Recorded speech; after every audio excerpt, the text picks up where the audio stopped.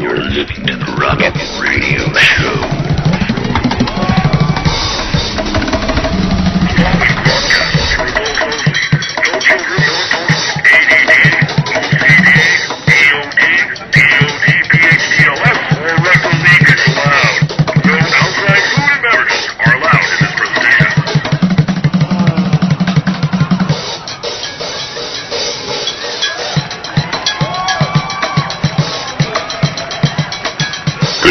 Good evening and good afternoon and welcome to the Rocket Radio Show with your host, Rocket, and welcome to tonight's show.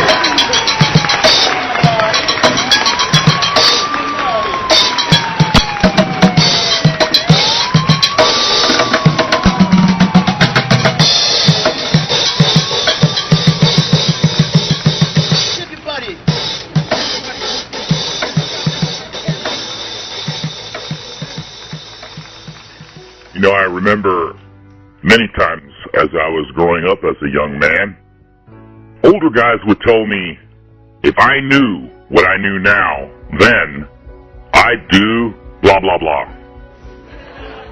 In other words, they had some sort of acquired wisdom. What is wisdom?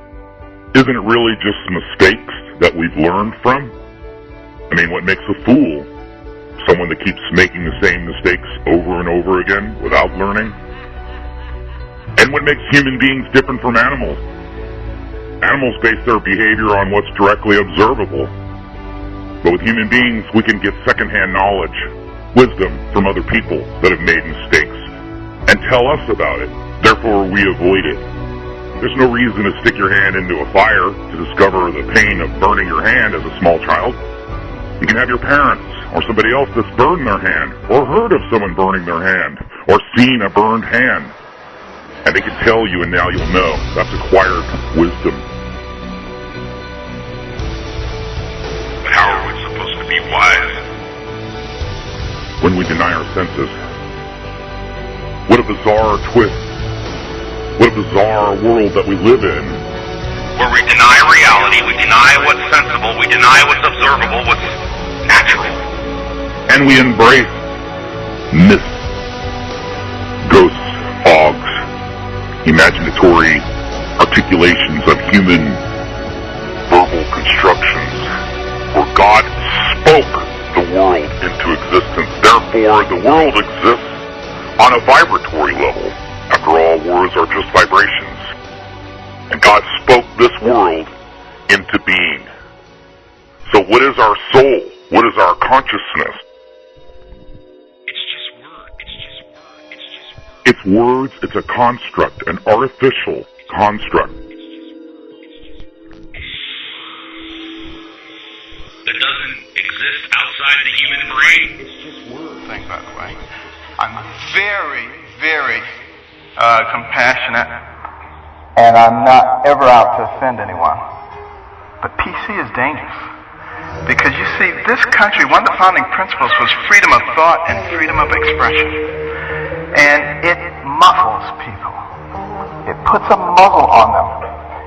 And at the same time, keeps people from discussing important issues while the fabric of their society is being changed.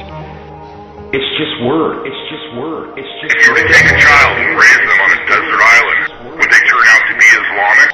If you were to take a child and raise them in a completely heterosexual environment on an island somewhere, would they turn out to be gay? Now you have the twists and turns of biology and genetics, but how much of it is our own personal choice? How much choice do we really have? Sometimes it seems like there's no choice at all. And they say true wisdom is accepting things that you cannot change. But to change things that you cannot accept. It's really an American philosophy to think it's our own personal choice, that the world is your oyster. It's a good philosophy. Through study and hard work, sweat and perseverance, you can make something of yourself. Once again, it's very American. It's why people hate communism so much. As an observation, as our population continues to increase and the world becomes more and more overpopulated, individuals will be sanded off. Nails that stick out will be hammered down. A thawing process of humanity. Are you different? Are you outside the box? Funny, strange, unique, eccentric? There's no place for you in the hive. So where's this all leading to? Well, it's very feminine, for one. As the population continues to explode, more and more resources will be put into covering our butts. Maintaining equality through a police state. Are we really equal? The fact is, we had 4 dead Americans. Was it because of a protest, or was it because of guys out for a walk one night who decided they'd go kill some Americans? What difference at this point does it make?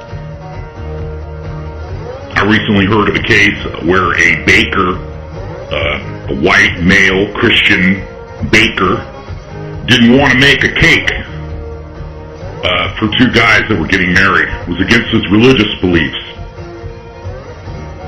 So rather than taking their business down the road, they went ahead and sued him, and now he's under a court order to make a cake for gay people.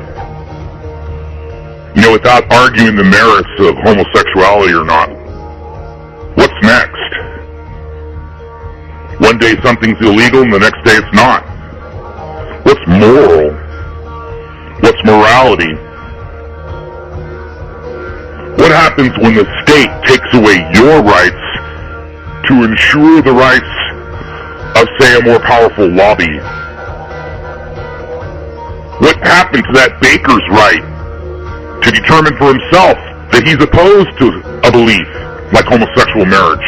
What if he's opposed to it? He no longer has the right to discriminate. Discrimination being one of those leftist liberal catchphrases. We're not allowed to discriminate anymore. Once again, we deny reality. Human beings grew up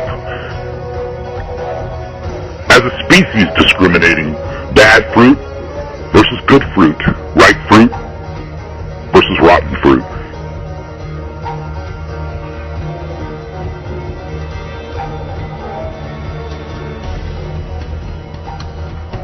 But in the modern world, if you visit the grocery store, there are no worms in the fruit. The fruit is waxed and radiated, prepped and prepared and misted. There are no worms in modern fruit.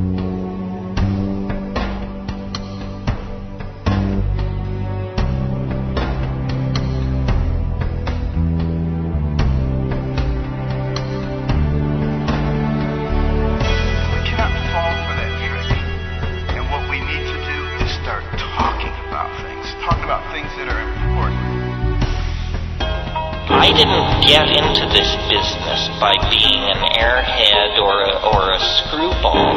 My attitude was always, if it's real, it can take the pressure. You know, you don't have to pussyfoot around the real thing. If they're telling you, you know, oh, you must lower your voice and avert your gaze or this and that, then you're probably in the presence of crap. Because the real thing is real. It doesn't demand that you adjust your opinion to suit it. It's real. That means it is preeminent. That means it sets the agenda. And I studied yoga. I wandered around in the East. I was fast shuffled by BBI little men in dhoties. I know the whole spiritual supermarket and rigmarole. And I find nothing there to interest me. But nobody can heal unless you want to, right? So my little philosophy, and I'm sure I've said it more than once to people in this room, is that, okay, the dark agendas, they've got implants, they've got radiation and poisoning and polluting our waters and doing all sorts of insulting things, and then there's the transhumanism agenda, nanotechnology, just all this stuff that's linking us into this artificial intelligence system that would strip us from just being individuals, from having feelings. I mean, it's nasty, but it doesn't work unless you buy into the program. Same thing as you can't heal. These tools and modalities can't heal you unless you want to. These chips, these programmings, these conditionings don't work unless you already buy into the program. Or else there wouldn't be the government theater and there wouldn't be television. Because you have to first be interested in the game to have any of those implants or any of those abductions or any of those things that invade our space in a less than comfortable way actually work. The minute you just know that that's not real and you know those are all distortions, you basically neutralized and deactivated this stuff and you're on your way. You're upgrading your DNA, you're connecting with the right forces. It's the mind that gets to choose. That's why it's mind control. Mind control is the target. Because once our minds are gone, our hearts are someplace else. It's the mind-heart connection that keeps us safe. So no matter what kind of influences or attacks or less than comfortable experiences that have maybe altered or changed you on a physical level or on any level, on a conscious level, just remember, what are you buying into? Because if you believe the government actually cares, you might want to think again. I don't vote, and I don't care about this whole Eisenhower thing. I mean, I think it's cool to end up in a family like this, but I don't identify with it. I identify with the passion of doing something for humanity and for this planet and for Mother Earth, and that's it. To attend or live stream the next Star Knowledge Conference, go to StarKnowledgeConference.com.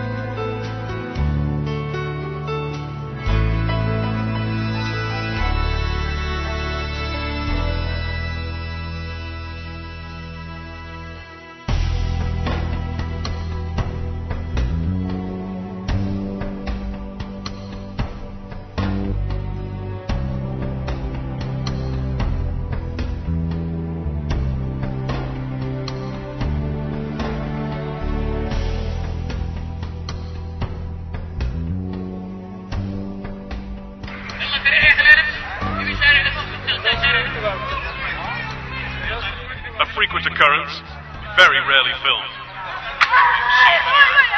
On the air. I'm gonna record this. I'm gonna fuck A you. crime, caught wearing trousers under her Islamic clothing. Okay? And I'm gonna fuck your career so hard.